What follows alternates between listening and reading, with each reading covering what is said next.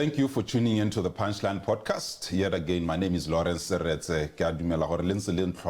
I mean, 7 days without engaging with me and my valuable guests might be a long time. When is the next episode coming? And try to explore some knowledge. You know basically what it is. The Punchline podcast is for knowledge seekers.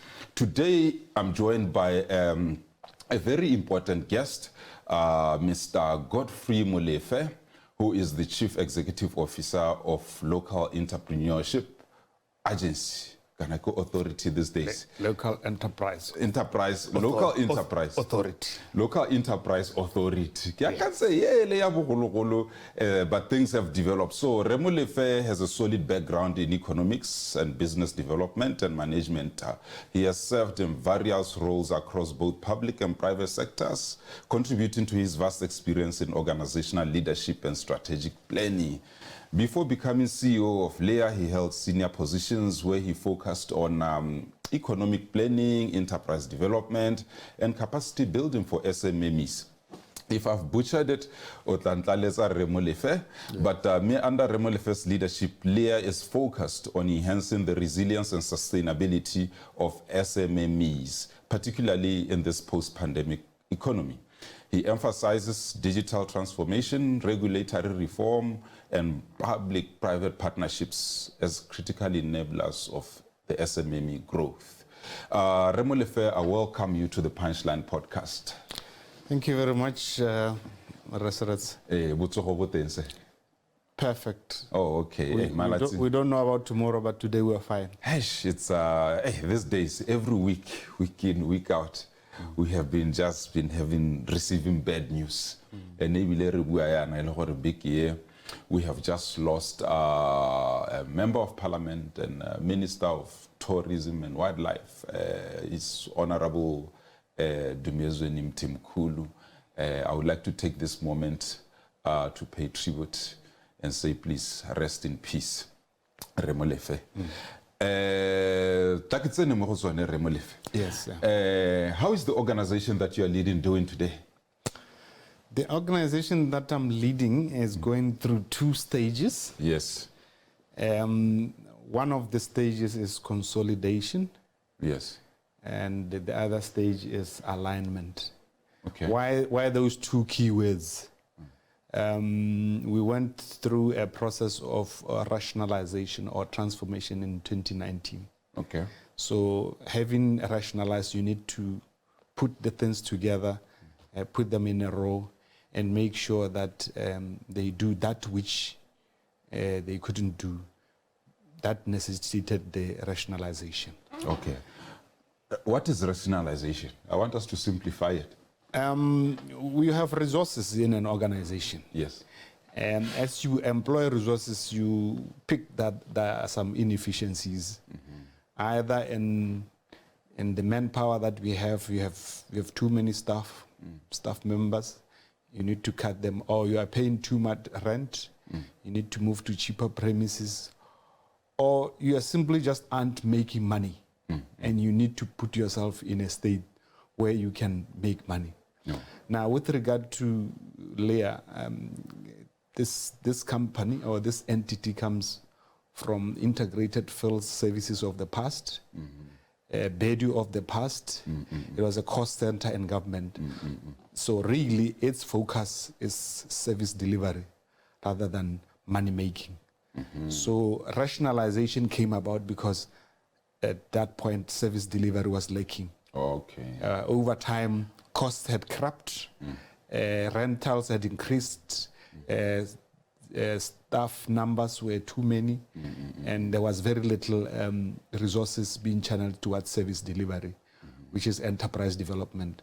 So rationalization was to say, let's relook at what we are doing, what resources we are employing to do it, and cut where we should cut so that we can refocus on what we exist to do. Is it the same thing as business optimization? Yes. We could say that again. We could say that it is okay. Synonymous with business optimization. Okay, you're still trying to explain me, you're starting with our first 2 words, yes. Alignment and... Yeah. consolidation after restructuring or Yes. rationalization, Yes. and then alignment. Yes. We are an entity created by statute Okay. to serve the interest of government.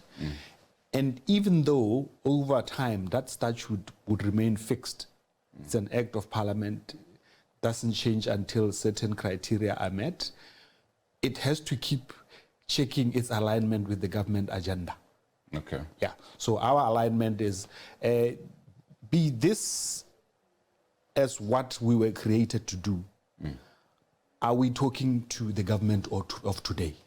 Yeah. If the government decides to focus on this particular agenda, how do we then align to that agenda? So we are driving ourselves with those two items: consolidation in terms of post-rationalization. Are we doing the things that we rationalize to do? And then alignment. Are we aligned? Are we listening to you? You would recall that 2 years ago, Ministry of Entrepreneurship was created. Yes. That moved Local Enterprise Authority from then Ministry of Investment, Trade and Industry to Entrepreneurship. Yes. Now, alignment is part of moving to the new agenda of entrepreneurship. Right. So those are the two things that are driving us now. Oh, okay. Yeah. So what is it that Leia sees when he's looking in the economy? What do you see? I mean, do you see potential businesses or business opportunities that youth or people out there need to be driven? I'm just trying to wear your goggles. If you go to countries such as Zimbabwe, for example, you'll notice that their SMME activity and its contribution to the economy goes as far as 40%, some larger figure like that. They are resilient SMMEs. And we here are contributing something like 14.3%, or at least from the studies that we last conducted, we have 14.3%. And we see ourselves wanting to get to those large percentages, some are 40%, etc., etc. And why through SMMEs? Multinationals or big corporations, when they get big, Yes. they change the ways that they do things. Yes. Yeah. They change behavior. They digitalize, for example. Yes. Where they would have had things being done by people, they would want them done by machines. Yes. Right. So that's the opposite of what you expect now on the employment creation path. Also, you find a lot of skilled people out of job. Out of jobs. Yes. Now, what we are saying is that your SMMEs are the place where employment is created. And your SMMEs are far-reaching in terms of they can go even to the biggest corner of the country where a multinational wouldn't go.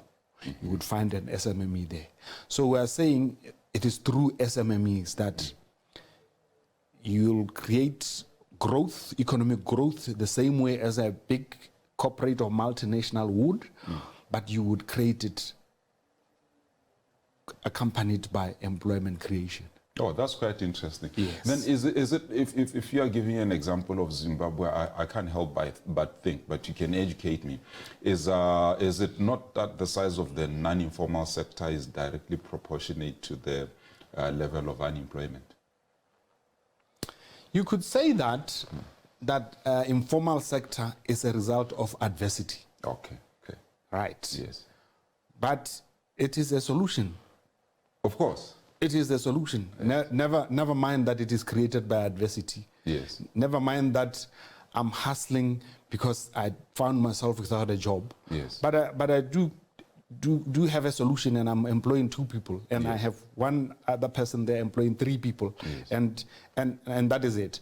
So those that have studied development economics would say informal sector are a result of a problem in the economy, but they are also a solution for that problem. Of course.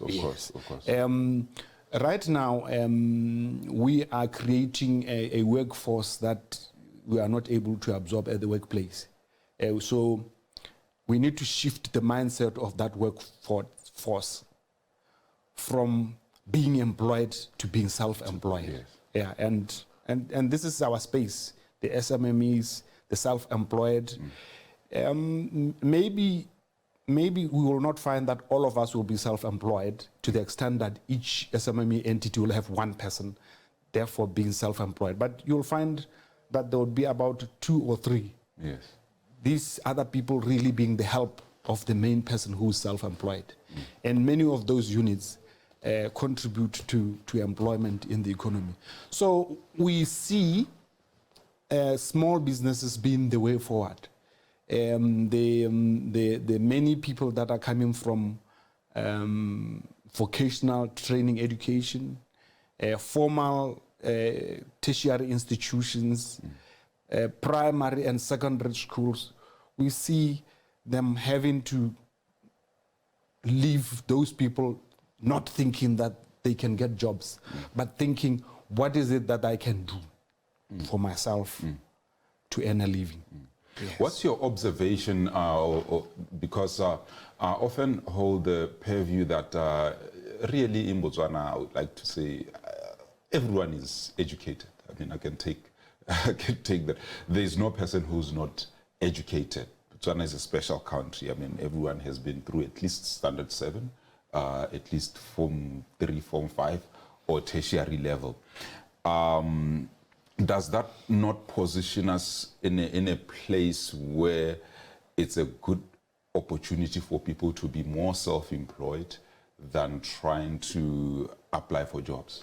Not necessarily. That takes us to the government's reset agenda, mindset change. Okay. That they are educated, but what is their mindset in that education? Is the mindset one of those that think, now that I'm educated, I can get a job? Or the mindset that says, now that I'm educated, I can earn a living? Quite interesting. So it should be possible to shift the mindset such that as they prepare to exit their education, whatever level it is, they don't come to complain. Take me being sponsored by Department of Tertiary Education, DTF. That's as far as government has facilitated me. When I'm completing that, I shouldn't then line up and moan for I don't have a job. I should prepare myself that no, this is what I've always seen, but because I'm now educated, I have the skill with which I can earn a living. Right. So it's not necessarily the case that them educated means them earning a skill for life. Yes, What is the orientation of these educated people? Are they educated and then after being educated hoping to get a job and expecting that they should get a job and thinking that if they don't get a job, it is somebody's fault? Or are they thinking, hey man, the times have changed. I have learned what I've learned, I now need to put into use. Be it that or something else or some skill.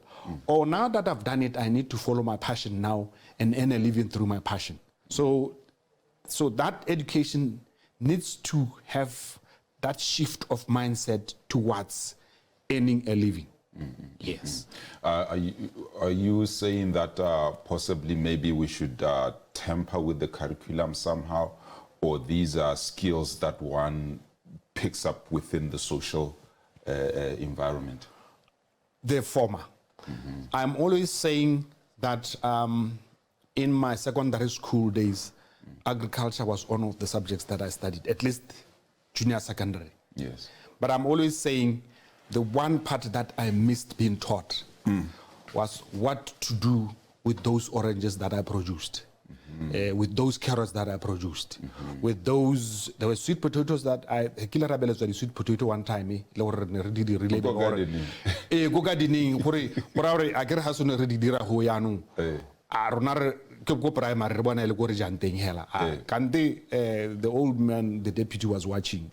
We had to pay. But the point there is that agriculture, then what? We should have then been measured by what we get from this produce. Okay, You've got this garden, you've produced these tomatoes, you've produced these carrots, but what did you do with them? And mind you, there was a kitchen right across in the school. Yes, yes. And this kitchen was being supplied by produce elsewhere. That's coming from outside. Yes. So the missing link in the learning at that time was that this is not just agriculture. This is agriculture for food security. This is agriculture for business. Yes. So going back to your question, the curriculum needs to be tweaked, and it needs to be tweaked as early as possible in the learning cycle, as early as possible in the learning cycle. To inculcate entrepreneurship. Exactly. To inculcate that culture. Now that I've produced, University of Botswana recently invited us to a degree show. I was wondering, what is this degree show? It was Faculty of Engineering and Technology, Department of Design, Industrial Design and Technology. Yes. Yeah, they were actually showing the projects that came out of their learning from that. You would be amazed if you looked at the project that came out of there. I was like in an industrial workshop when I was there. Interesting. Yeah. And I'm thinking, if these ladies and gentlemen who produce these things had learned business and entrepreneurship much earlier than,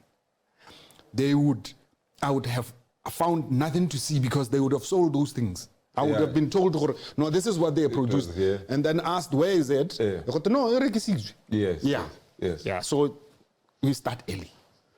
We need to start it early. That's quite interesting. Yes. Let me just abuse you also and take this opportunity to say, with all this knowledge, because you are an economist and you come from this background, and you have the opportunity to be at the helm of this institution that we are about to go into discussion about. When you share such advice with those that make these decisions, what is the temperature and what is the thinking? Fortunately, I'm throwing mud at a wall that is already plastered. Fortunately, because time and again, as Leia, we get calls from Ministry of Education to participate in their curriculum design, curriculum revision. Across from where we work, we have that vocational training center. BNPC. No. Agree there's fairgrounds. Yes. And then that nice place, yeah, vocational training. No, I see. Yes. Yes. We are already getting invitations from them as well. We are producing these nice artisans and stuff. Come and teach them how to make business, so that when they leave here, they are not looking for a job. Yeah. So, as I'm saying, fortunately, I'm already throwing mud. I'm throwing mud at a wall that is already plastered. Yes. Okay. Yes. That's quite interesting. Yeah. Well, then in that case, if the thinking and the shift is where things are going, already you have been in operational. You provide funding and support, advisory and all of that to either startup businesses or business that are existing, or even big corporations. I get to understand. The biggest challenge in this current environment is the youth. I'll speak for the youth. Is the youth. We want to apply for funding, and within 3 years, in the space of 3 years, our businesses collapse. According to a study I've heard by a certain professor that I've had an opportunity to interview, that the 3-year mark is what defines a business. Usually year 1, year 2 are very difficult, and some of us never really make it. What is your observation and advices towards that? My coup likes the term value of death. He plots a business life cycle having to go past the 3 years, and the 3 years being a very, very critical time when you are setting up. Remember, when you are starting, you are most probably doing something ahead of others. Yes. There is a stage in that business where certain things you are not doing them. But remember, as a business, you are already consuming resources, which means that questions will be asked about whether your working capital was adequate, whether your cost structure for the business is okay, right? Because in that 3 years, you are trying to establish yourself in the market within that 3-year period. So there are so many challenges, which means that you have to have got certain key things correct in your financing of the business. Yes. The working capital, there's pre-trading, there's a pre-trading period. Yeah. The shorter the pre-trading period, the better. Because remember, during that period, you are not selling anything, but the business is operating. It is incurring expenses. Yes. Right.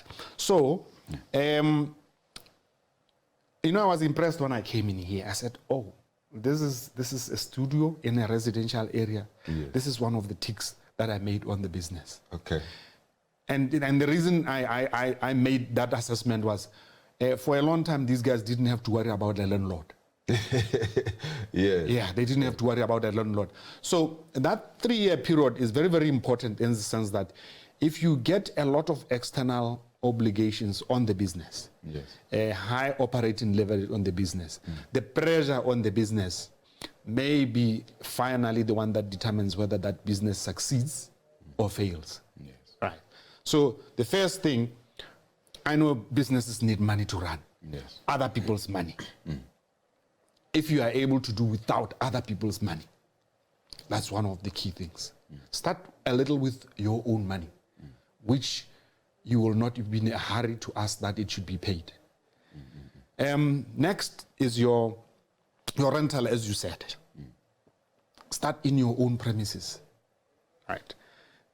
Employees, you cannot avoid getting employees. Of course. But when employees can see that the business is struggling, but they don't have at the gate a landlord notice saying, unless you pay, I shut the premises. They don't see a letter of demand from your banker. And you talk to them, that guy's only a matter of time, we will get through this.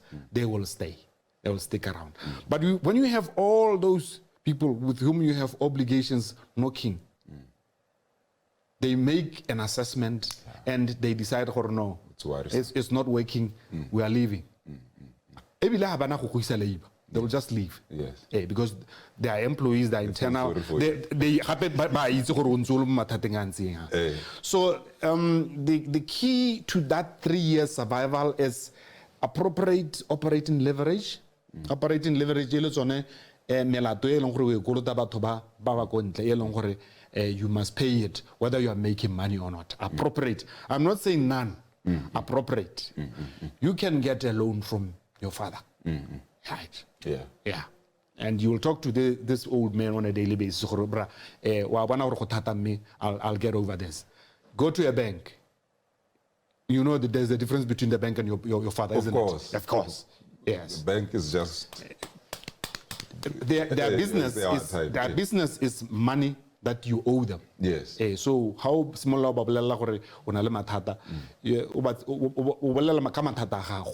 and transfer to our. So there are appropriate operating leverage on the business, such that even during the pre-trading period,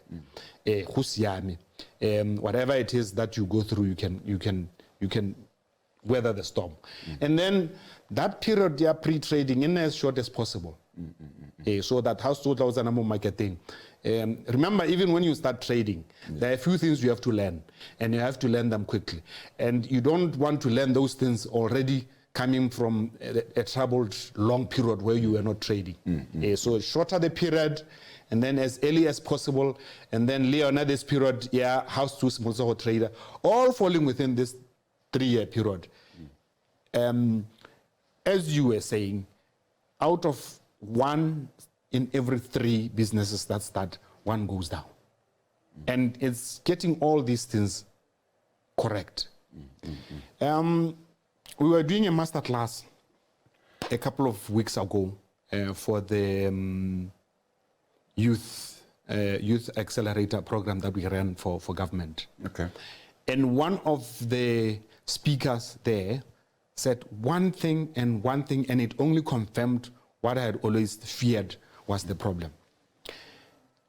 When the business is doing well,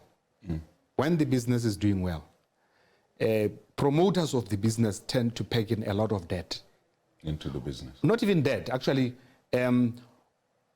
obligations onto the business. Yes. That have nothing to do with the business, but that depend on the business, and that kills the business. This is what he was saying. I won't say who he is. You would have to remember. You have attended that business master class to remember what he was saying. But he was saying, I was running a very successful restaurant. I was working. Then I decided to quit work. Right. Yes. So he said, all of a sudden, my living expenses were on the restaurant. My children's school fees were on the restaurant. Everything was now on the restaurant, which was doing well. But because of that decision to quit work, I killed the business. Now, it is important. I know who it is. Yes.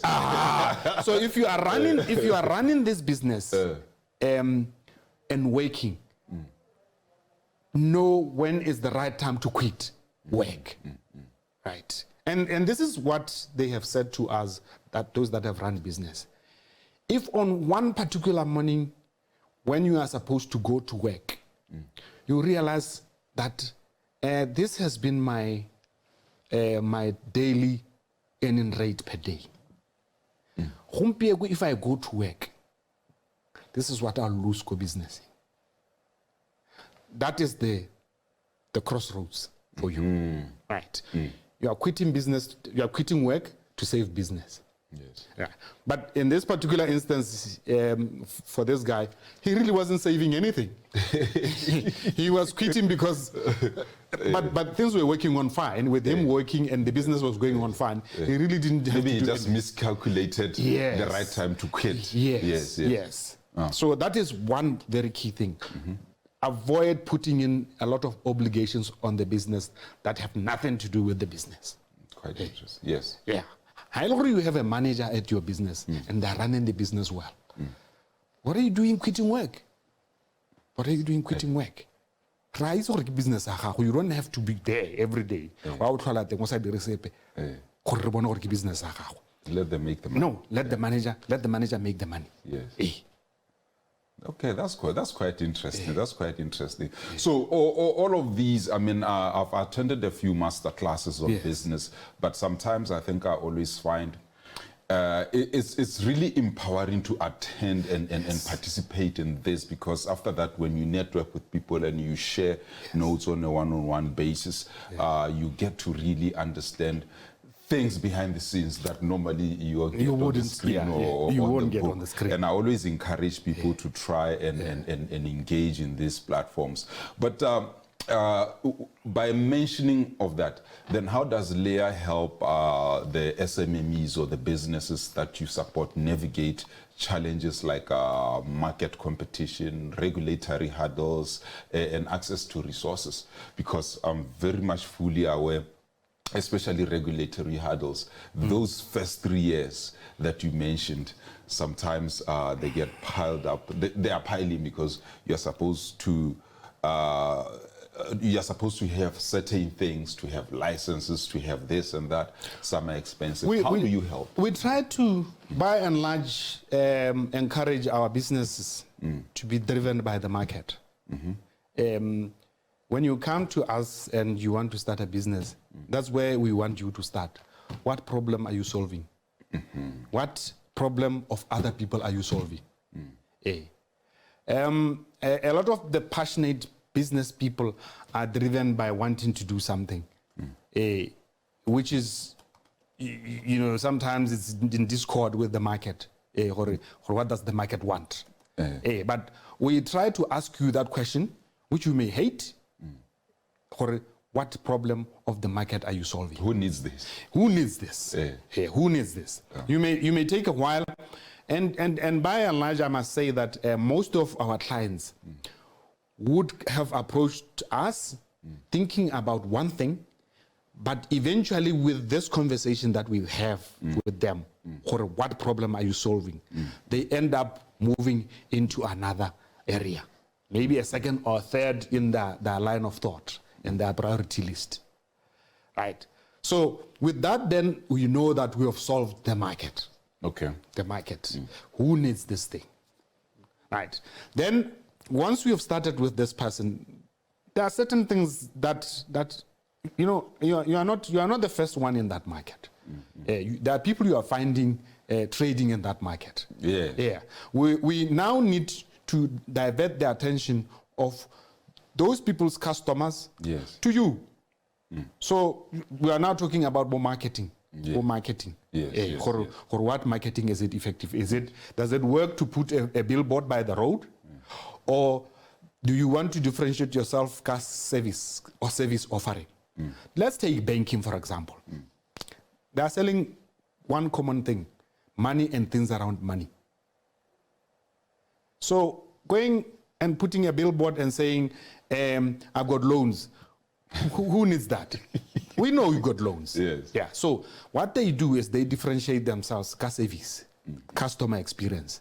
So we put you in the space so that when a customer comes, hey, hang on, man. With this one, I'm happy to switch. I'm happy to switch the customer experience. We may be more expensive, but the person doesn't mind because of that customer experience. So in some instances, we tell amongst so many of those that are producing the same thing, why are you different? Why would you want to be different? And that is the thing that sets you apart from the rest. Right? So those are marketing things. Okay. And then one of the very, very key things, and clients often get offended when we talk about this, is what is the cost of production of your item? I'll tell you the clients that really don't like this question. Clients in agriculture. Oh, okay. Why? If they gathered the cost of the product, they would find that they are being very, very inefficient. And passion leads to inefficiency. Of course. How did how can you overlook the business way of doing it? You just completely overdo it. So one of the things that we want you to get into is what exactly is the cost of producing it, because then we want. If you remember, when you've gone to the shop and you want a discount, they always go on the calculator. They're basically trying to say, if I give this guy a discount, will I not be selling below cost? Yes. Right. We want you to be sensitive for it. When you go and it really gets bad, why it's in terms of pricing, you can't go below cost. Yeah. But your costs are covered. Yes. But those are some of the things we want you to get into. Even if you are not a cost accountant, as a business owner, we will drive you to a point where you understand your cost structure, your product or service cost structure. What does it cost for you to put the service on the shelf or the product on the shelf? Because then you know who you are dealing with. You know when to walk away. When 5 of them come here, one of them says, no, now I'm selling at 5. Even if the price war goes on, at 4 you walk. At 4 you walk. You're out of business. I mean, you walk out of that conversation. Or no, it lasts right. We've got. We need as a business person. We really don't mind accounting or what. Okay. But we need you to put you into this picture. These are the things that you need to know.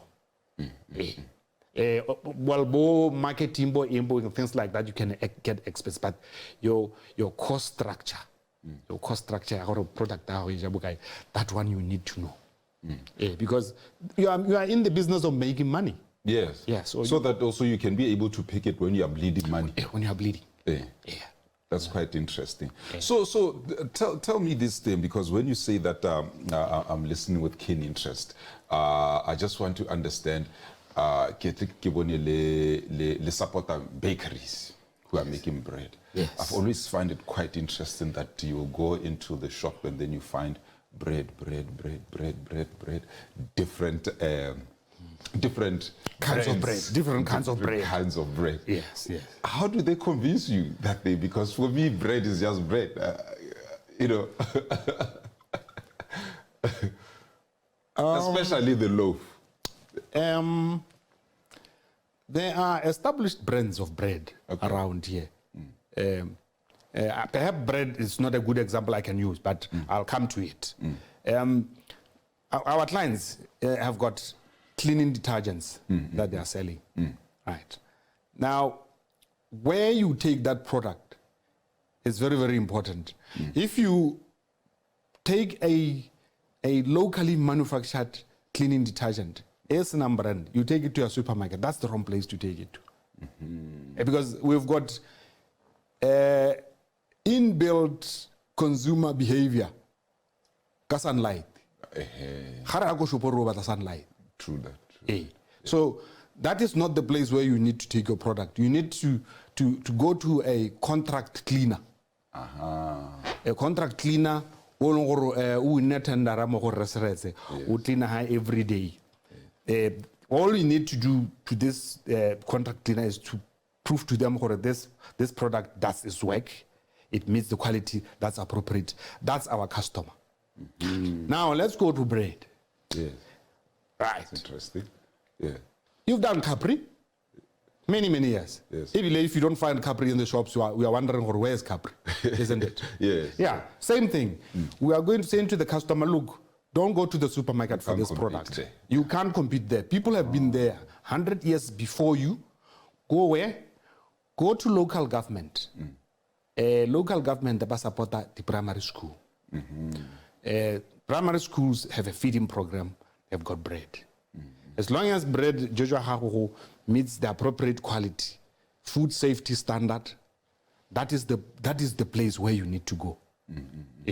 Don't try to go and penetrate the market. It will that process it will never work. It has already been captured. It will never work. That's quite interesting. I never really understood the science behind it because I've always wondered, okay, I mean, there are brands that you really can't compete with because and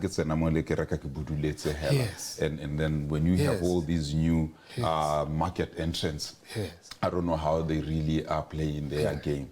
But if you say that, then it's such an eye opener. So does it? I'm trying to go back to the question or where you started with your answer. But what problem are you solving?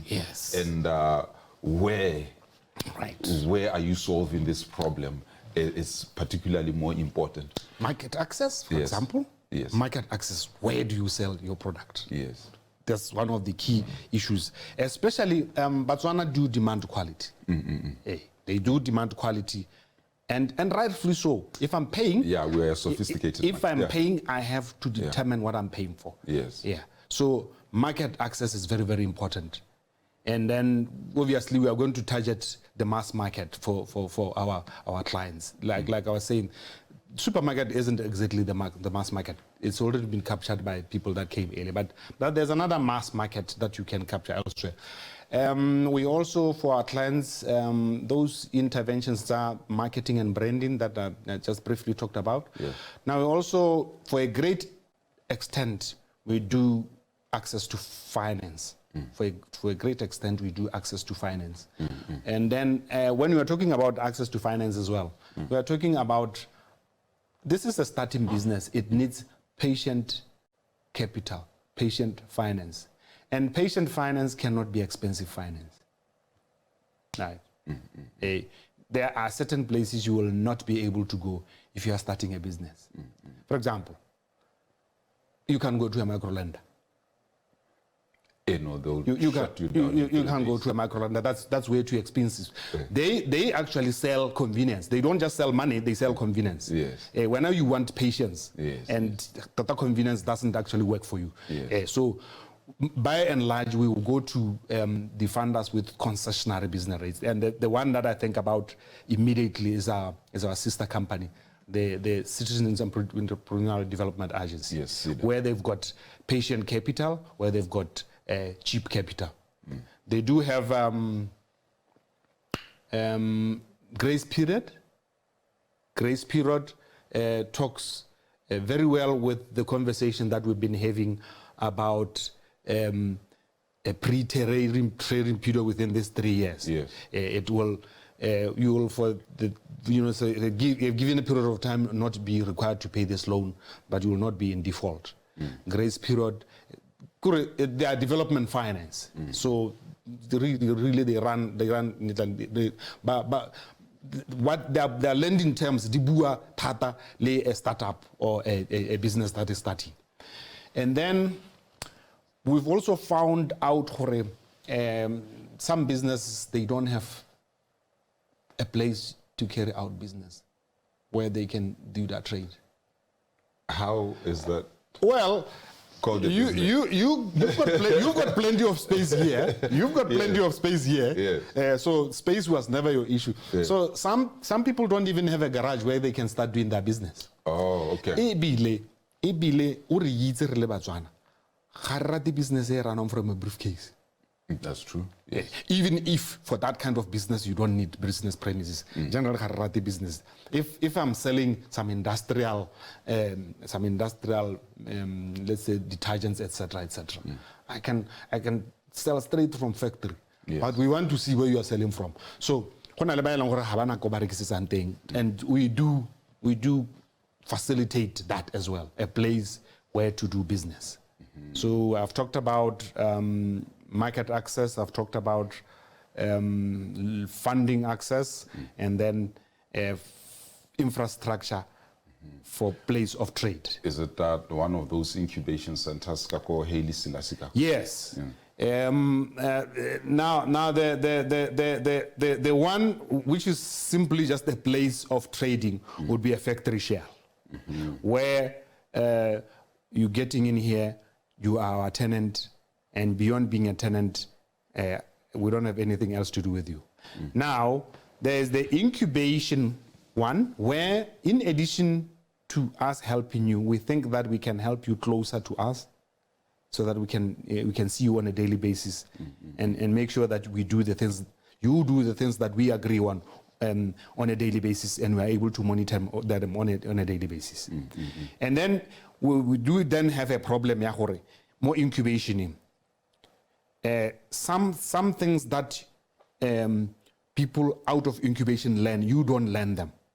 And we are creating a problem business child. How is it rent a market? And problem okay, fly out. You can't. You find rentals too expensive. So the way that we do, seated for too long. Yes. So the way that we would want you to do is to run your business from home. A business that is run from home is very, very convenient, because the inconvenience of doing business at home will kick you out of the house. It like be way now. Etc.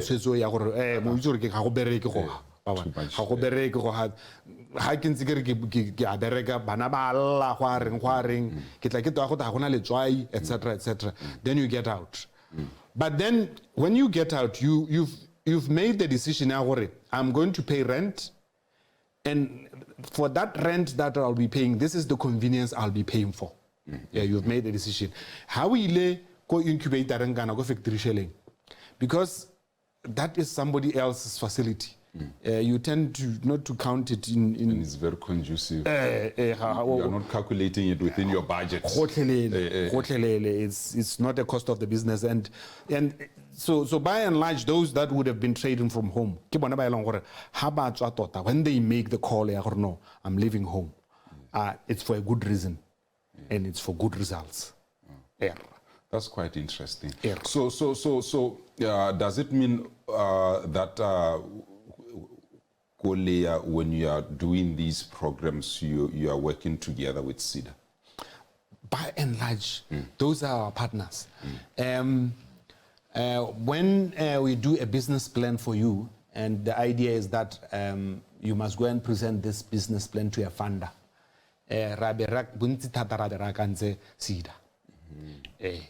Maybe when you go and defend your business plan,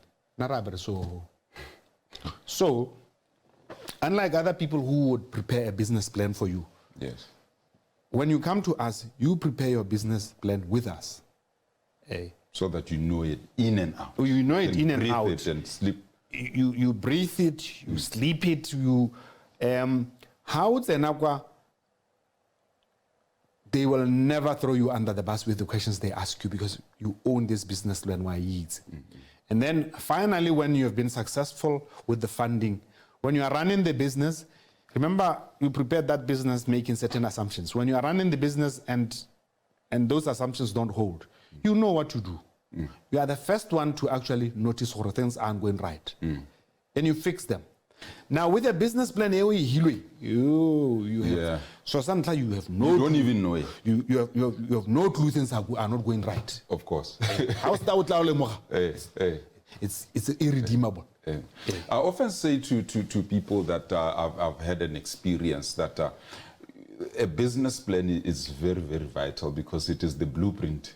It is the anatomy of the body, the whole soul of your business. You should know that by month 6, my business plan told me I should be here.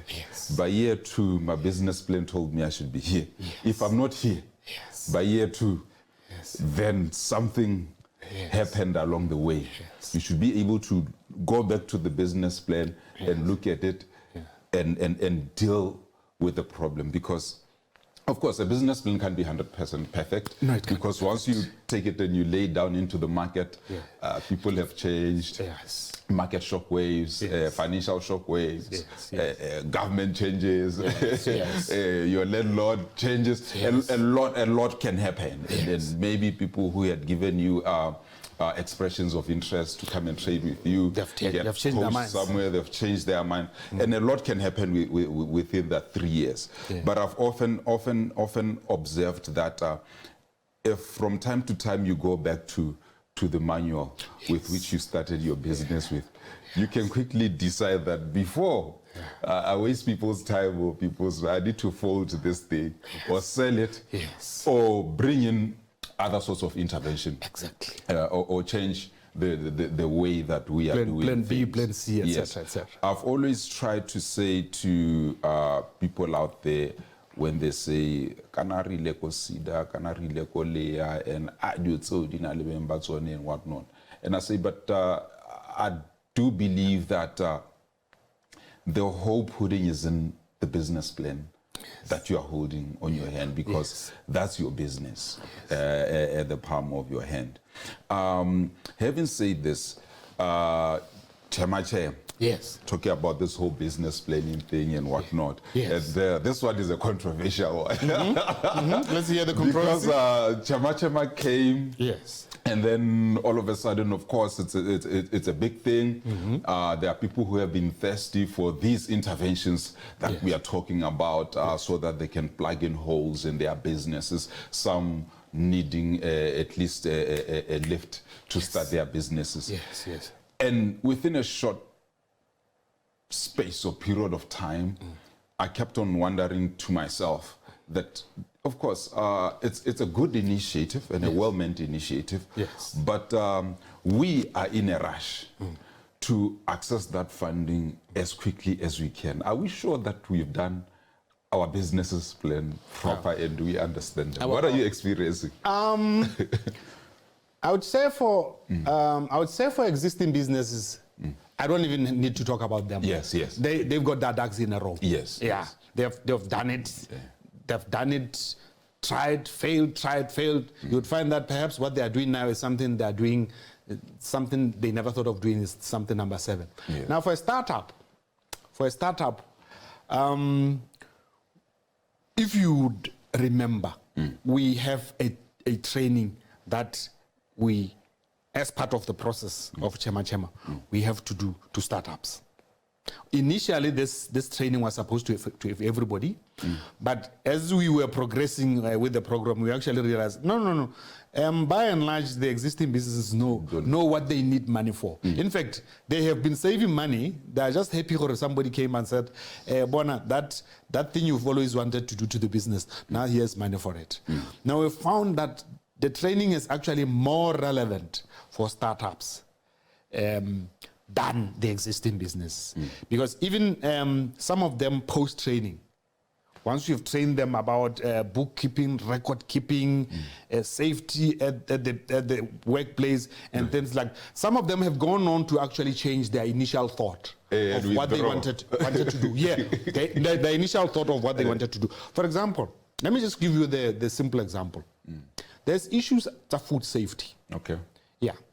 And there is a reason why your itinerant trader by the road, is always brushing with the law. Food safety. Yes, food safety. Yes. Now, your hawker's license dates many years back. And we need to talk to the issuers of the license. Some of the developments that are emerging right now, they predate this license. So naturally there would be a brush between them. But this is what people want. This is what we want, kalanchi. Not all of us pack lunch. We want something different, kalanchi. True. We don't want something very expensive, very fancy. We don't have the time. We don't have the money. So we will want masapi. But we would still be interested in her food safety, her hygiene, how she prepares the food, how does she conduct herself during the day that she's selling to us? Yes. Right. So some of those issues have actually come to the fore, and they've made us aware or no, we need to facilitate these people with infrastructure. But going back to your question, the startups, what is the experience? The startup business plan is simple. It may not, I always said this to people, if I may just digress a little bit. Yes. When I was doing accounting, one of the complicated things that we were doing, or that we do, reconciliation, and bank reconciliation. And when you mention that word, it sounds very complicated. And I always say to people, no, you do this all the time. It's just that it's not called reconciliation. Or balance is a deal. When you have money at the bank, and you would have a sense, yes. So as you keep drawing the money, you keep a mental record of that. So when you ask the bank for a balance, it's not because you want the balance. You want to check. So you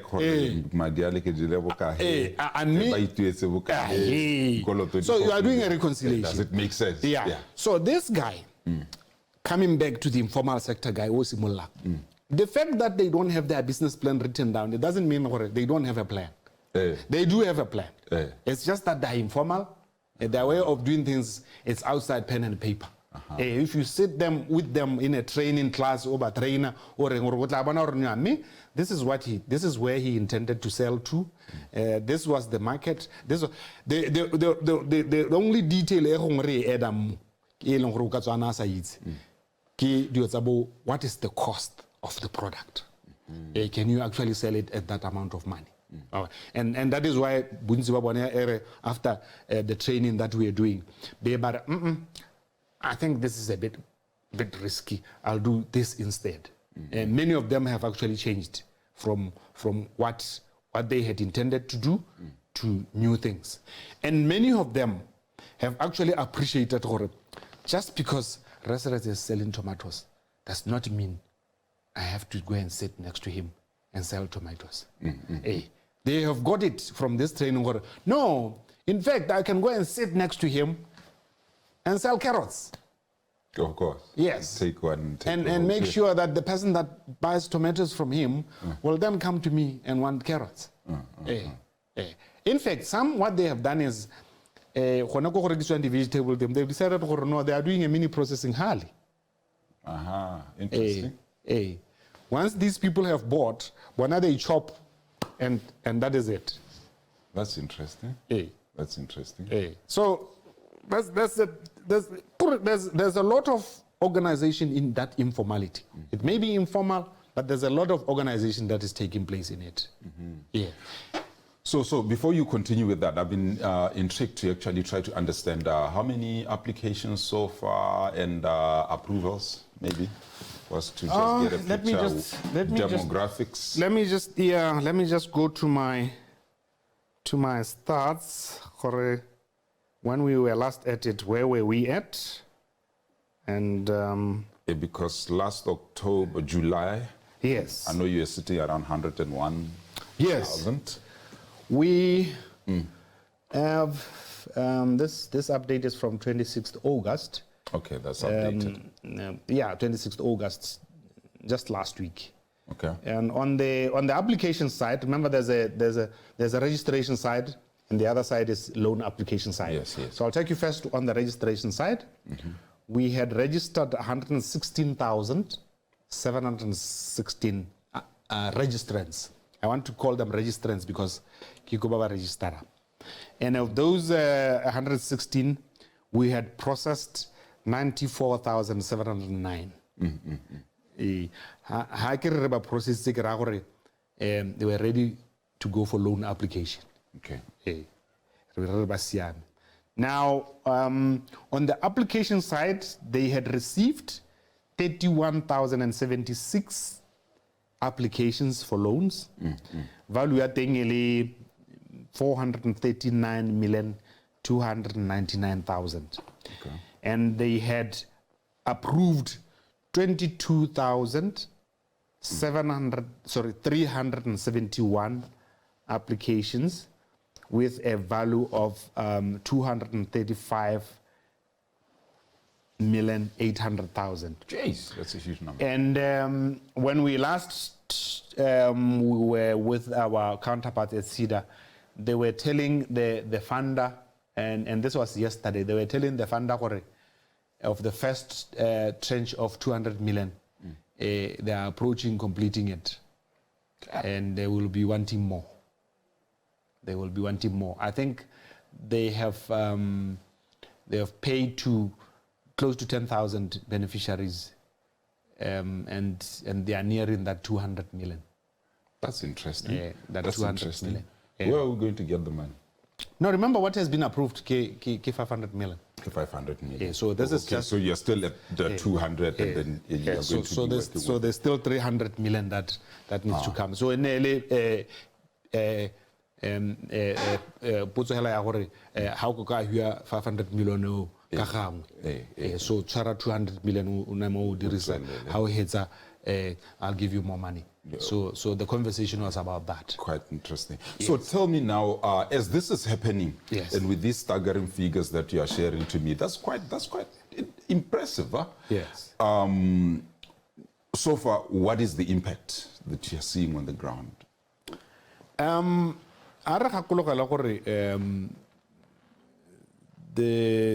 The ChemaChema program is a financial inclusion program. What happened was that post-COVID in 2020, 2021, yes, in fact, during COVID, if you recall, during COVID, government wanted to assist businesses, all businesses, because businesses were badly hit by COVID. The one sector where government could not help meaningfully was the informal sector. And it occurred to us at that time that we do not have a robust database of the informal sector. We don't know who they are, where they are, and therefore we don't know how to help them because we don't know how they've been affected by COVID. Right. So post-COVID, then there was a study that was taken, that was undertaken. If you recall, post-COVID, there was just that subsidy that came to informal sector. It was the grant sum 1,000. But that was in the place of a robust system. But without knowing how to help them, you wouldn't be able to devise a plan of how to help them. So post-COVID, there was studies carried out, just profiling the informal sector, understanding who they are. And then there were recommendations made. This is who they are. This is where they are in terms of the numbers. I think we got a number of close to 200,000 in terms of the informal sector who were trading at that time, not startups. That's big. And then there was an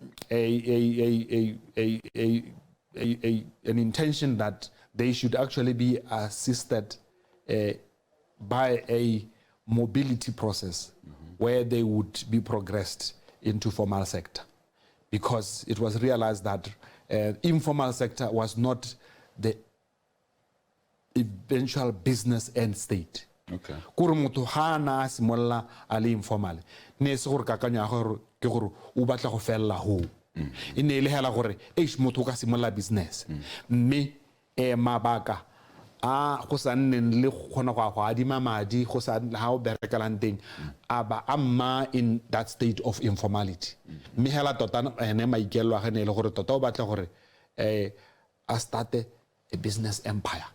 So mobility is actually to move them from informality to formality. Right. So then the essence of ChemaChema then is to actually financial inclusion. But to remember as informal sector, havana the bank statement, havana the bank account. I can't go the bank statement. The beggar I say. Kitse yas mega kana ya orange man mangeternya na go bangi. So this was some kind of is a form of inclusion. Yes. And also a process by which Rona as Leia we have taken it to extreme level where we want to transit them to formality. We want to be able to say Baduela the employee. Remember when you pay employees, there's pay as you earn that you have to pay to the tax man. When you have employed people, you've got employee relations. We hear about one of the contract. How long about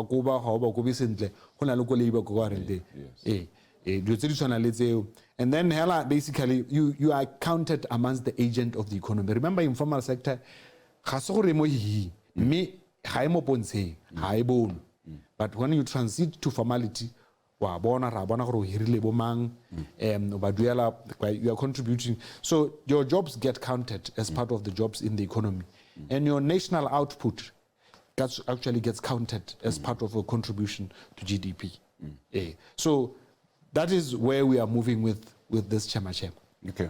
We are not growing the informal sector, we are transitioning the informal sector. More financial inclusion one of the things that comes naturally to them is that they will keep records. You don't want to overpay your loan simply because you didn't record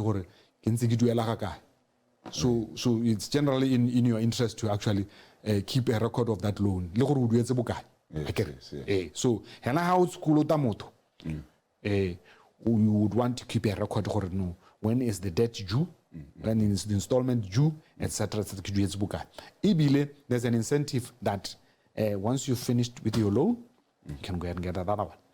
And Rona Relay Local Enterprise Authority, we have been mandated that for as long as they are clients of the lending agencies, they are our clients. As a service provider. Yes, capacity building and everything. So does that mean that with this program in particular, which is the ChemaChema, is still too early to say that you can measure the impact and the growth because you are still in the process of even giving out? Yeah, it's still too early. It's still too early. Okay. The reason why it's too early is that some of those loans need than grace periods about 3 months. Okay. It's said when they deal working capital, this is not any grace period. Working capital about a couple stock boying. But 6 months from the inception of the program, there was April. This is the end of September. Now we should be able to tell we have facilitated so many businesses working capital. This was their turnover. Now this is their turnover. What are the biggest businesses, nonetheless, or corporations that have applied for support from ChemaChema? The records are on the super services. Services doesn't actually help you go tlhaloganya gore motho wa ba na dirai but ba bangwe ba dira catering, food catering, ba bangwe ba dira retailing as in ka reka snacks and sell by the roadside. Yes. And then go na le ba ba rekisang airtime.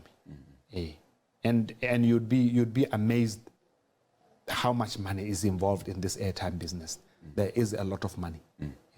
Where I find interest, I think you know, in the business of enterprising, a number of industries know they are 1+1. Yes. You know, cost of production, processing, this and that, market, sale, and on, you know, collecting your money. There's an interesting area which is more fluid, which is the creative sector. Yes. The creative sector, where you have the arts core, where you have media core, where you have television, where you have painters, where you have all sorts of things happening there. Yes. Where there is a lot of fluidity, no structured way of saying a musician cost and all. How are you helping support those? And the first thing that we are doing is to actually encouraging them to register, because we haven't profiled any that have come to register. They haven't.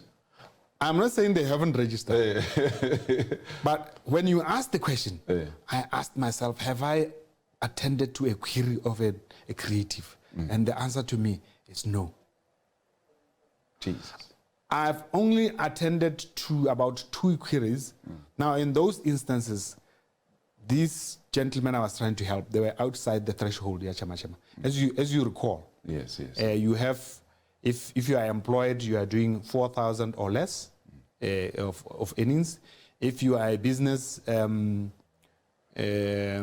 turnover, I think limit for the turnover is 200,000. I think in those instances where I helped these 2 creatives to register, they were outside the threshold, ChemaChema, and they were not amused. Would you believe it? Would you believe Uru Tusamoto and he's a big guy and he's not happy? Ukakure is a big guy. But that was just it. The 2 that I tried to help were outside the threshold, ChemaChema. They were making more money. But they are not part of ChemaChema. Maybe umpile assignment or haketswa ba ke ba itseng ke ba latele ke ba rekere you guys, where are you in this space? Because we know some of them are not as big as we thought they were. Because if you may give the example of that lady in South Africa, where she would participate, and then I thought she was bigger than that. And then it turned out in the chain of the service provider, and that is where kanya ya know your business comes in. Capacitation ya gore le hanga hira motho ke le a creative. Ha ke mo hirele gore o dira se ke sa sitseng, ke mo hirela because I'm busy performing. Yes. Ha ke re nna accountant ya me ha so gore a re yanong abatsa the large chunk of my money. That is where we need to participate. That is the space that as LEA we need to fill it in. Gore a tlhaloganya gore kana ha gona le event and they are going to take part in this event. Ba go hire the dancer, ba go hire a stage, ba go hire the venue and stuff like that. And then they will get tickets. That event itself must make a project that is profitable. They need to understand the cost structure of that project, such that they don't run around around the country on a tour, only to find that those tours were loss leading, all of them. The cost structure they need to understand. So you've left me with an assignment. So those creatives, because I find it quite, I don't know where we speak in these spaces. And you know, creatives are very special people. You know, I often say, how challenges affect them. People in agriculture have shows all across the year and they are gaining support and all of that. I've had the opportunity to have a conversation with the CEO of National Arts Council, Shumbi Ellis. We touched on these things. But what was quite important about issues that she raised is about, most importantly, developing a film industry that has regulations, that you can be able to track the royalties, that you can be able to control contracts and all of this. At the end of the day, you have studios like this, and you have studios that are really huge in other countries, where in my thinking I could be saying, if I go to Leia and say, this is Botswood, these are the number of film productions that have been happening in Botswana across the year, and these are the proposals. I've been seeing your footprint more pronounced in agriculture and in this informal sector, but in the creative spaces, I'm not sure whether we are having a dialogue. Is it because people generally don't understand the industry, or is it because when you look at the industry,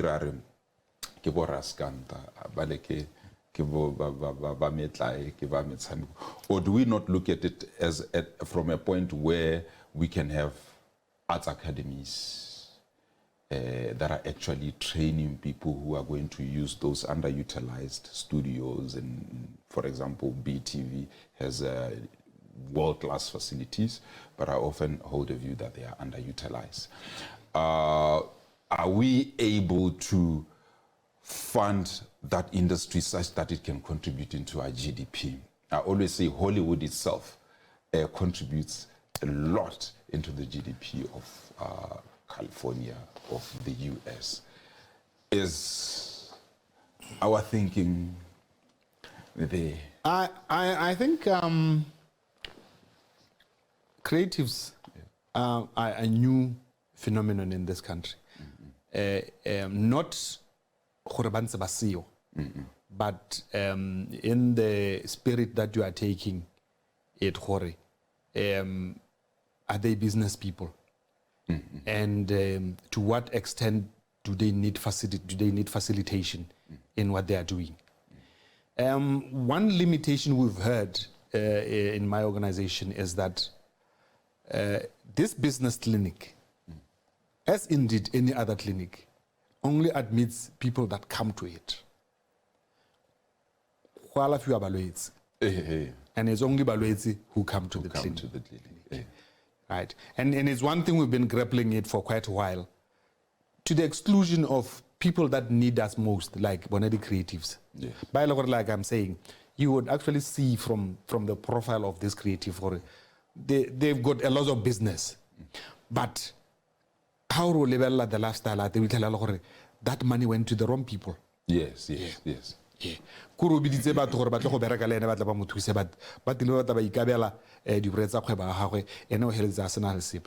That is where we would fit in terms of capacitation.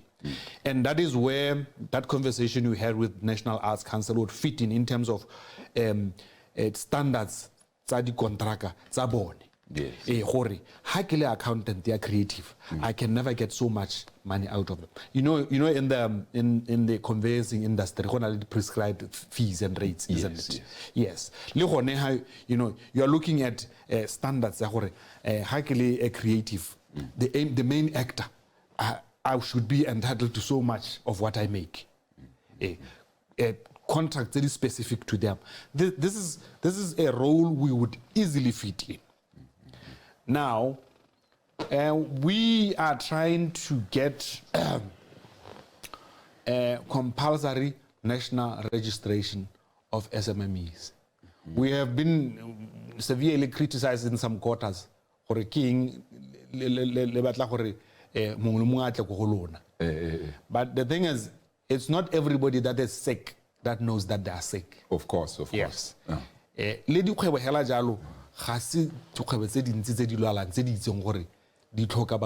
why on a wellness day. Exactly. So if we had everyone having to come to us, then we would be able to speak with a tone of authority. yes, we do have these clients and these are the issues. But I must say thank you to ChemaChema, because if you need our money, then you are one of us. ChemaChema, how you are a client of Leia. So all those that will be going via that route will come to us, and we will be able to diagnose their issues in their space and be able to offer business advisory. Remember one of the technical and professional advisory your arts council would do and stuff like that. But the business side, as a business, how are you doing? Are you doing the things that a business person should be doing? Is this business worth your time? Etc. etc. And I must acknowledge when it comes to creatives. And our conversation today gives impetus for us to be interested in actually seeing how we can capacitate them. No, I think it will be quite great for us to see that, because even HE said it himself at the creative pizza that was called last week at GICC. I would like to believe that maybe next year, moving from here, when we have this conversation again, there will be a little bit of movement. And I think sometimes I like to implore creatives, or no, let's go there and knock and see what your problem is, and see how you can get assistance to see you. Exactly. I'm actually also, as we are talking this, maybe in the interest of time, interested in knowing some of the success stories. And sometimes they inspire us to know that things are possible. You know, the success stories that you have come across, that you have experienced. Yes. Two that I would like to talk about. One that is not so new, and another that is very, very current. Wood Lane Hotel. Wood Lane, okay. Wood Lane Hotel. It is one of our ex-babies. Okay. I should describe it as an adult now, because we only talk to them when we need a conference facility. But we still do talk to them as a former client of ours. That's interesting. And we are proud. Botswana. We are proud of Botswana that have risen up, and even your financiers as well would be very proud. We do have this bank. I mean, we do have this client who we have financed, and we are happy that the loan book is doing well. I'm sure that on the business side they are doing quite well, because on one or two occasions we have asked for conference facilities, but I don't know, we're fully booked. It may have been a bad thing for me at that time, but it's a good thing for them that they are having that they've got too much business that they can handle.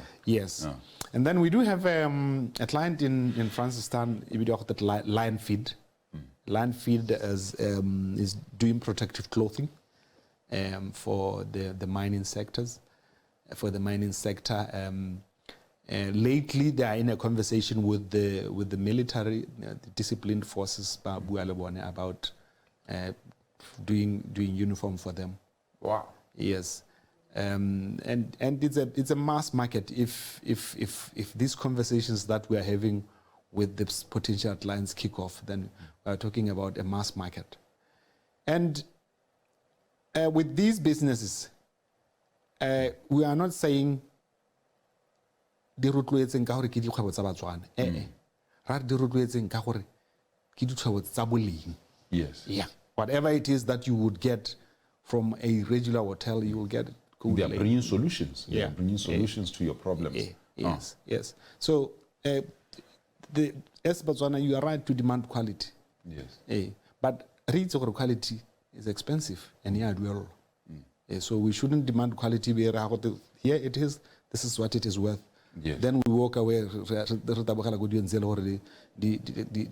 are cheap.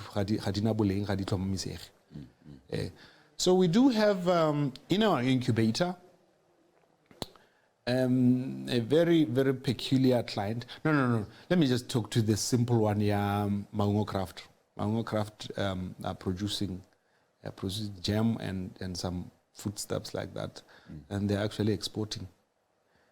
And that's just it. You can grow as big as that. That's something that I was actually going to tap into after that, Yes. because we keep on emphasizing that we want to be an export-led economy moving into the future. Yeah. Within Leia's current mandate or bucket list, how do you see us moving towards that? The problem with you, Siraj, is that everything that you have said today was always challenging me to do my work. You have always challenged me to do. Actually, part of our mandate is export development. Yes. And part of our scorecard has a number of clients exporting. Yes. And this is a very, very, if you are able to get it, it's a good thing. But it is something that has to be worked on intensively. Because remember, everything that is required on a product when it comes into Botswana is the same thing that is required on a product leaving the country. Standards. Yes. Standards and quality. Yes. Right. Testing, certification, and all those carried out Botswana Bureau of Standards, they don't come cheap. They don't come cheap. The products must be certified, the product must be tested. At destination, they want rules of origin. And the only thing that makes a product acceptable outside, it's a standards mark that it has passed the test of quality. Now, we cannot think that the 2.6 million men and women and children in this country are enough market for us. No. Just across the 64 million. Kakwa, I don't know if they are about 35 or so. Up there, my brother, 250 million.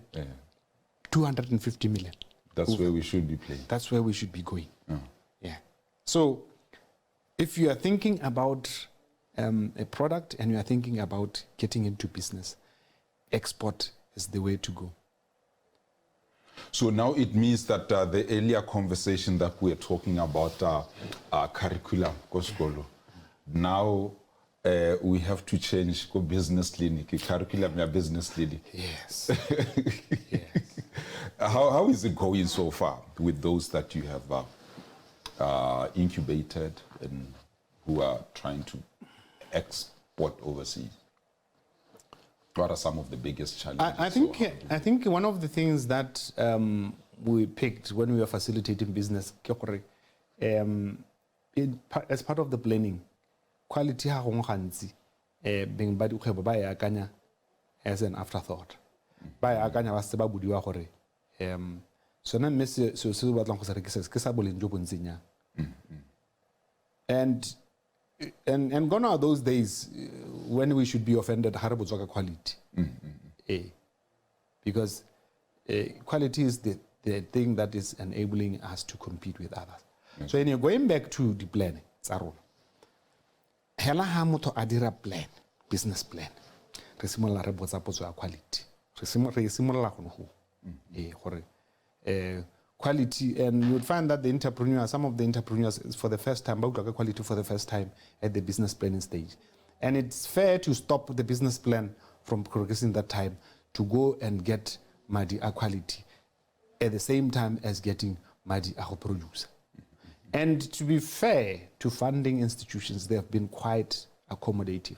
Okay. They've been quite open and they've been quite understanding how so much of this money, starting up money, so much is dedicated to quality.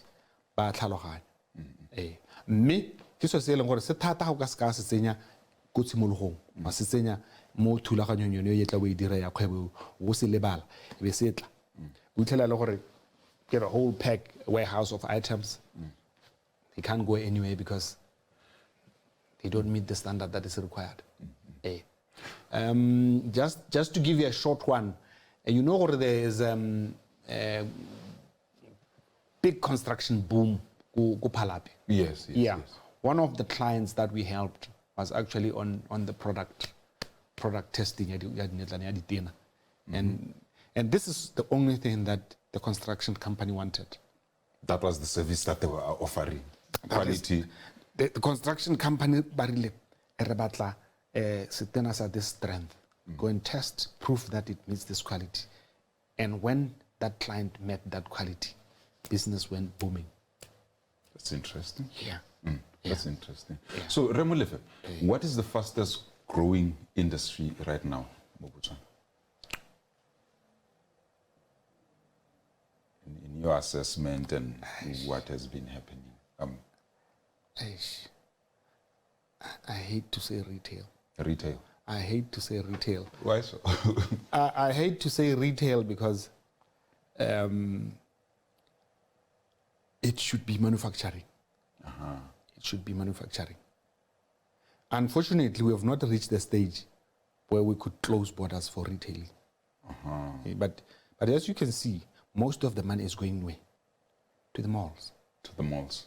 To the malls, and the malls are actually cannibalizing older malls. A new mall that comes, never mind that it brings the same thing that is there, people will run to it. Why is that the case? Is it an issue of lifestyle?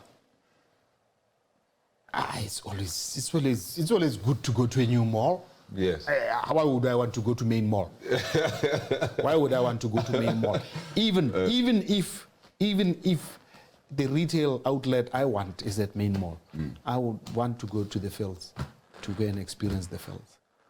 So what is booming right now is retail, but really it should be manufacturing.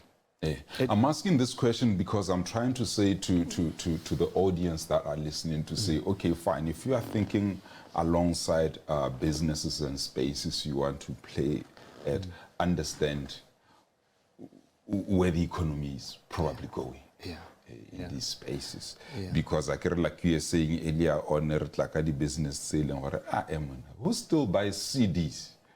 You know, then you realize who still buys memory sticks? You know, people are Bluetoothing and all that kind of stuff. I choose it. So I'm just trying to gauge the temperature. Because obviously year after year, I understand that the list of priorities of funding and sectors and businesses that gets funding changes depending on what I don't know what does it depend on.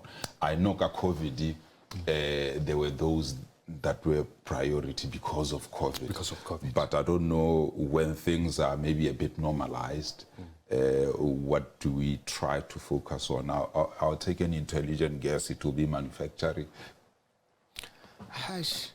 Not when our factories are church places. Not when they are church places. Not when our warehouses are church places. I'll tell you, people have put money in warehouses.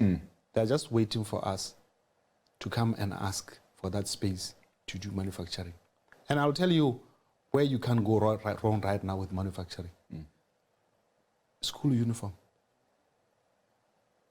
Wow. There are many of us in households where we have at least 2 school-going people. They want the uniform almost every term. You can't go wrong. Year in, year out. Year in, year out. And when they want that uniform, they don't negotiate with you. They want it. They want it. That's quite interesting. You can't go wrong with manufacturing of school uniform. That's quite interesting. That's quite interesting. So, personally, what kind of business space are you in? I'm not a business person. I'm an employee. But my second hustle is real estate. It's real estate. It's real estate. I'm told real estate is safer to play in. It depends on which one you want to play in. The tenants are really bad. The tenants are really bad. The guys who are in much bigger space where they actually buy building and selling and making money. Because that tenant, I mean, that customer would do diligence more. They buy your house and bang, out of that you make big money. But tenants, their tenants are the salary. What are the tenants? It's a uncle Leia. Yes. No, maybe like a tenant that thing, the way BHC does, direct debit. Direct debit. Or as you sign the lease, give us the direct debit. Yeah, 29. But you can. It's not sustainable to keep. Of course, it's not. To keep going there ahead of the stop order. Of course, because it will catch up with you. Yeah, I usually believe that anyone who starts something such as a business, obviously they want to be able to see it through and invest into their own future. Yes. And that of the economy, of course. Yeah. Usually the big dream is to find yourself yes, where you don't even have to worry about small things, where you are worrying about expansion, where you are worrying about how many lives can I impact with this animal that is a business that I have. Where now you are thinking social discourse issues. I do believe that. Next steps. Yes, the next steps. Where else can I invest in as well? But I haven't heard about maybe the challenges before we wrap up. I'm sure it's not all just rosy to be able to run this mammoth of a service provider. If you do recall, we had I think there's at least 63 state-owned entities, some of which actually rely on grants from government. We are one of those that rely on grants from government. And government has been increasingly concerned about its expenditure on these state-owned entities. Yes. And it wants to actually rationalize them. Remember I talked about rationalization at the beginning. Yes. Now that was within the entity. Yes. Now this one I'm talking about is across the entities. Where government is actually saying, should we really have two instead of one for this? Yeah, this conversation has been ongoing for a while. Yes, it's been ongoing for a while. I think it's 3 years now. 3 years now. Yeah, yes. and government. SPEDU and BITC and BTO. Yes. And with us has been CEDA and Leia. Yes. So that's for me the thing that keeps me looking over the shoulder. That's for me the thing that keeps me looking over the shoulder. Yeah. But if they say there's an overlappance of agendas, how did this happen? I would like to assume that as we were disentangling ministries, also trade, entrepreneurship was also we were trying to solve something.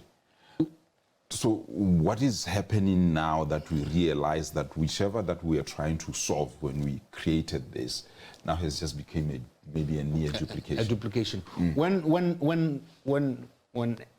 institution X doesn't do what it is supposed to do to support institution Y, and sometimes you understand the dynamics. These institutions are independent, but how independence here leads to these dysfunctional consequences where one institution was supposed to support the other, it doesn't happen.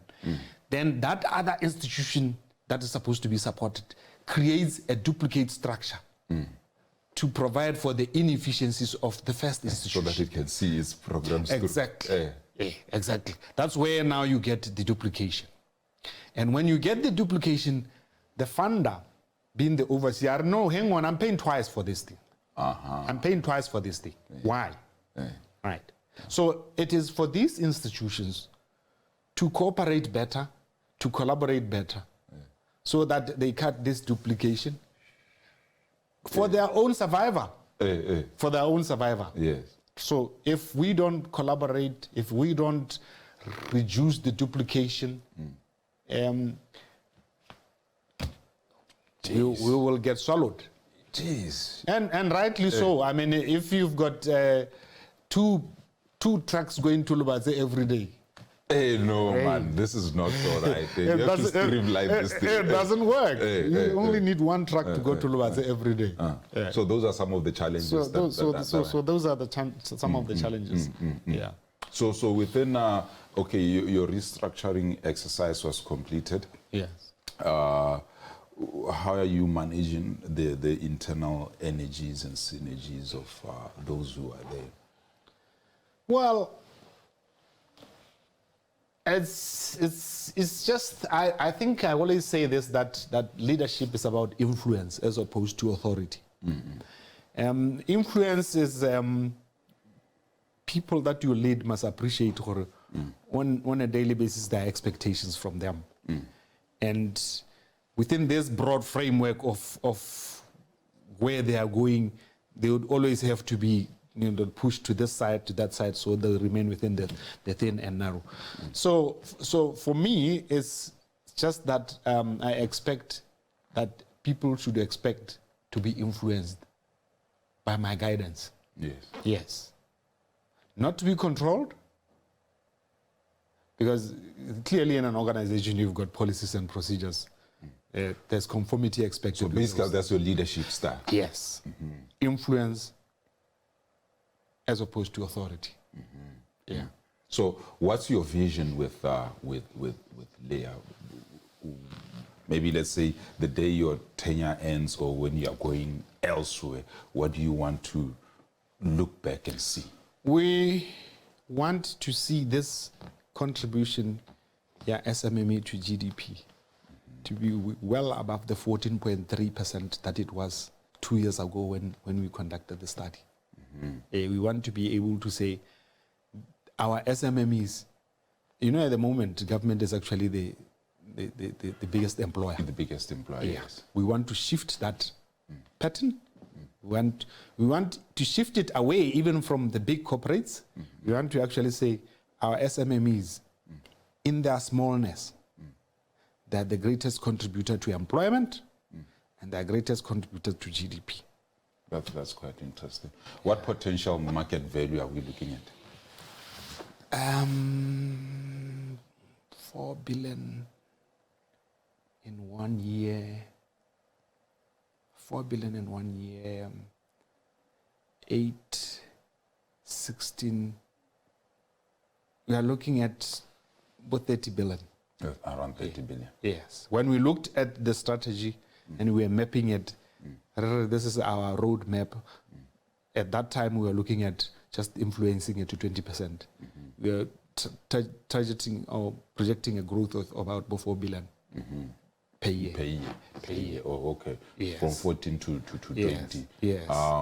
In terms of maybe projected employment creation and numbers or employment, yes. Employment. We were starting off with about 191 SMMEs. Sorry, no, about 2,000 SMMEs. Yes.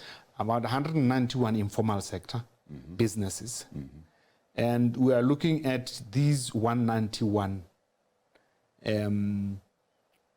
Assuming they employ one each, we are looking at them trebling the employment figures each, to quadrupling them, and at the extreme end, quintupling them. So rising from one entity, one employee, final end state of one entity, 5 employees. Very, very micro entity. The employees are maximum of 6. Yes. So if we are able to get as many of those to get to 5, perfect. Kana how we are 5? You are looking at if it's a family business, we are looking at all the people in that family being employed. So if 5 people in a family are employed, then you have fought unemployment to a great level.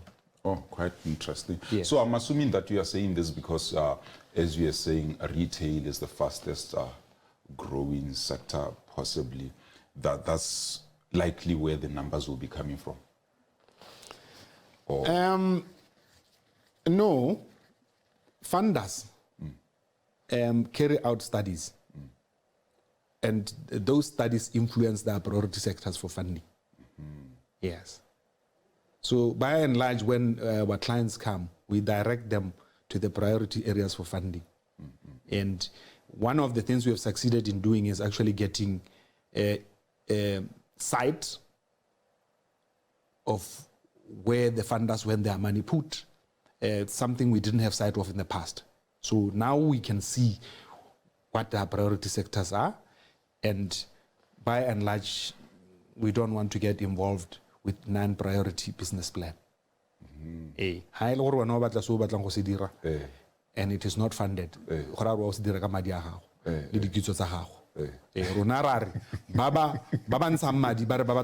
business in this area. This is where the market is going. And this is where it's going. And one area that we want to point in that regard is trade in the Okavango. Trade in the Okavango. There's a lot of business, tourism business in the Okavango, but there's also a lot of import business in the Okavango for things that can easily be procured locally. The challenge is that there isn't enough business in the Okavango.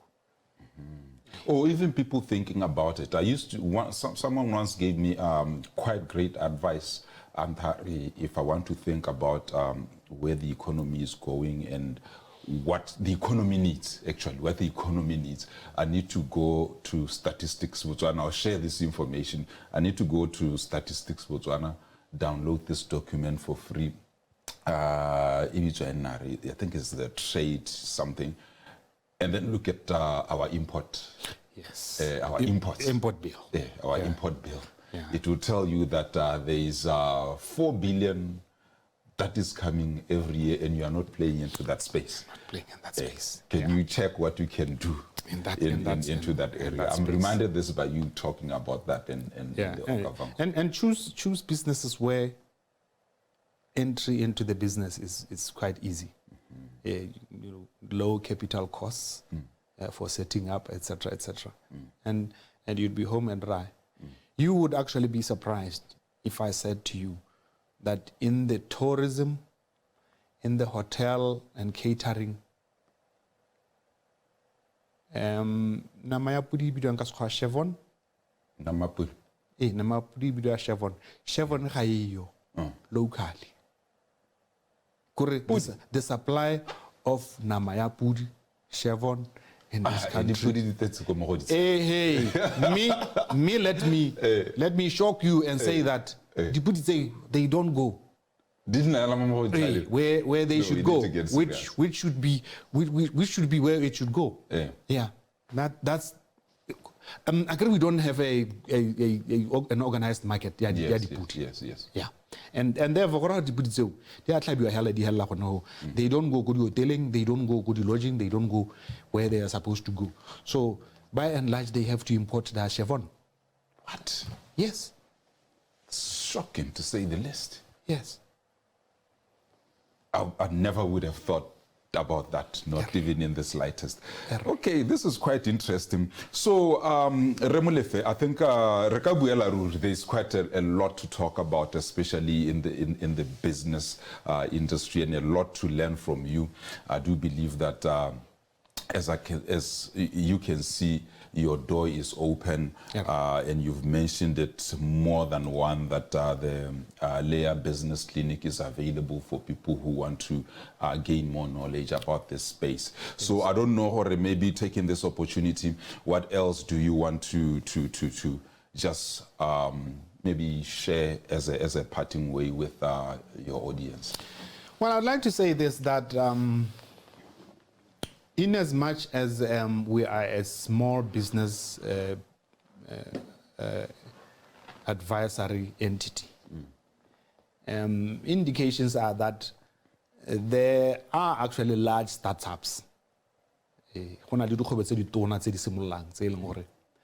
Our doors are open for those big businesses.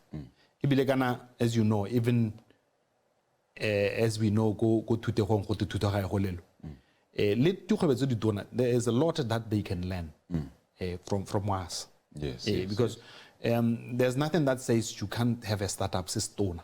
Of course. You cannot really. The size of a business is determined by the number of employees and the turnover. Yes. So you do have large businesses that are startups that need business advisory skills. That period, value of death, 3 years. Yes. You all go through it. And we all face similar challenges, whether we are big or small. So the call is really to say, even if you are a big business, remember we've moved away from thing as Ministry of Trade and Industry. We are now at Ministry of Entrepreneurship, which means that even the mindset needs to shift. Or we support not only small businesses, even big businesses should knock at our doors. In fact, we do need big businesses. We should make them with small businesses. And part of the work that we are doing, they should teach the small businesses. Oh, yes. quite impressive. And then finally, we do have people that come to us, Batlabari, Kikupa database yalona. And then, no. Come and join us. When you join us, you are our client. We give you access to our other clients so you can talk to them. Client to client, business to business engagement. But you can't do it from outside. Of course. You can't do it from outside. Oh. Yeah. Okay, that's quite. So the moment we bona utroka database earlier, you belong to you need to belong so that you can share with us that which you want to share from outside. Yeah. Oh, that's quite impressive. Why could Leia